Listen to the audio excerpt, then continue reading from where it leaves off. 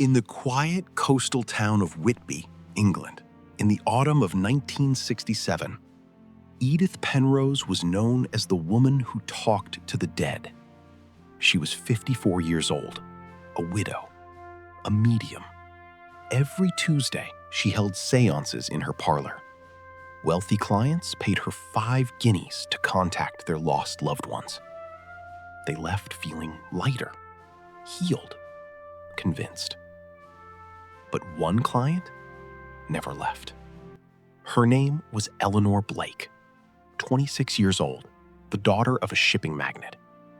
She visited Edith Penrose on October 12, 1967, hoping to speak to her deceased mother. She was never seen again. When police finally searched Edith's Victorian townhouse, they didn't find Eleanor. They found something far more disturbing. Behind a locked door in the attic, they discovered a shrine, not to the dead, to the dying. This is the chilling and harrowing case of Edith Penrose. Eleanor Blake was not a random client. She was vulnerable. Her mother had died 6 months earlier from cancer. Eleanor was an only child. Her father, Arthur Blake, was a cold, distant businessman who buried his grief in whiskey. Eleanor wanted closure. She wanted to hear her mother's voice one last time. A friend recommended Edith Penrose. "She's the real thing," the friend said. "She helped me contact my brother." On October 12th, Eleanor took a taxi to Edith's townhouse on Church Street. She carried a photograph of her mother and a locket of her hair. She told the taxi driver, "Wait for me. This will only take an hour." The taxi driver waited. Then he waited 2 hours. Then he knocked on the door. Edith Penrose answered. She smiled. She said, "Miss Blake has already left. She said she was going to walk home by the cliffs." The taxi driver left. He never saw Eleanor Blake again. Eleanor's father reported her missing 3 days later. The police interviewed Edith Penrose. She was cooperative, polite, even sympathetic. "Poor dear," she said. "She was so distraught over her mother.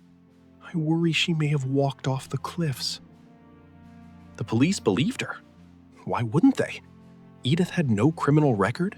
She was a respected spiritualist. The mayor's wife was a client. The case went cold for 8 months. Then, in June of 1968, a plumber was called to Edith's townhouse. A pipe had burst in the attic. When he entered the attic, he noticed a door he hadn't seen before, hidden behind a heavy curtain. He opened it. Inside was a small room. No windows, a single cot, a wooden chair, and on the walls, names. Dozens of them, carved into the wood. Eleanor, Margaret, Sarah, Catherine. The plumber called the police. They arrested Edith Penrose that evening. She was having tea. She did not resist. She simply asked if she could bring her knitting. The investigation that followed uncovered a nightmare. Edith Penrose was not a medium. She was a predator. For over 15 years, she had placed advertisements in newspapers, seeking grieving souls, spiritual healing, absolute discretion. Vulnerable women came to her parlor seeking comfort. Edith gave them tea. The tea was laced with chloral hydrate, a sedative also known as knockout drops. When they fell unconscious, Edith carried them to the attic room. She locked the door, and then she waited. For what? For them to wake up, so she could watch them be afraid. None of the women were killed immediately.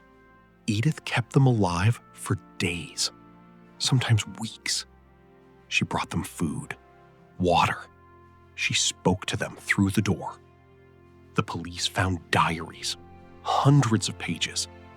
Edith had documented everything. Day 3, Eleanor is crying. She asks for her father. I tell her her father does not love her. She cries harder. It is beautiful. The police identified 12 names carved into the attic walls, but they only found the bodies of 9 women. 3 were missing. Edith claimed she could not remember where she buried them. Then came the twist that shocked the nation. When detectives searched Edith's garden, they found something unexpected. Not bones, a metal box. Inside the box, letters, dozens of them. They were not from Edith. They were from her clients, wealthy, powerful men, politicians, a judge, a police commissioner. They had written to Edith asking her to disappear certain women, wives, mistresses, daughters who knew too much.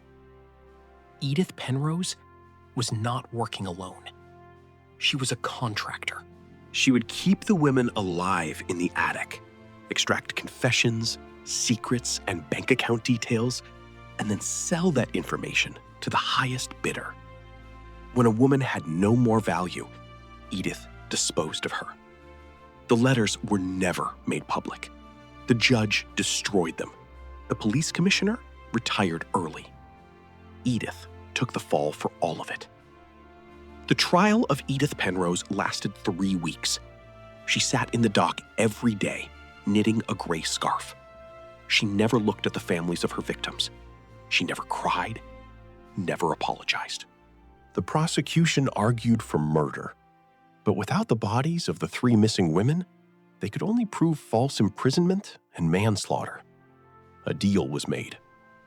Edith pleaded guilty to 9 counts of manslaughter. She was sentenced to life in prison. She would be eligible for parole in 15 years. The courtroom erupted. Families sobbed. One father lunged at Edith. He was restrained by bailiffs. Edith looked up from her knitting. She smiled, and she said, "Your daughter cried for you, you know? She cried for 3 days. You never came." The father collapsed. Edith Penrose was taken to HMP Holloway. She never stopped knitting. Edith Penrose died in prison in 1985. She was 72 years old. She never revealed the location of the 3 missing women. She never named her powerful clients. She took their secrets to the grave. The attic room was demolished. The townhouse was sold. The new owners painted the walls white and planted roses in the garden.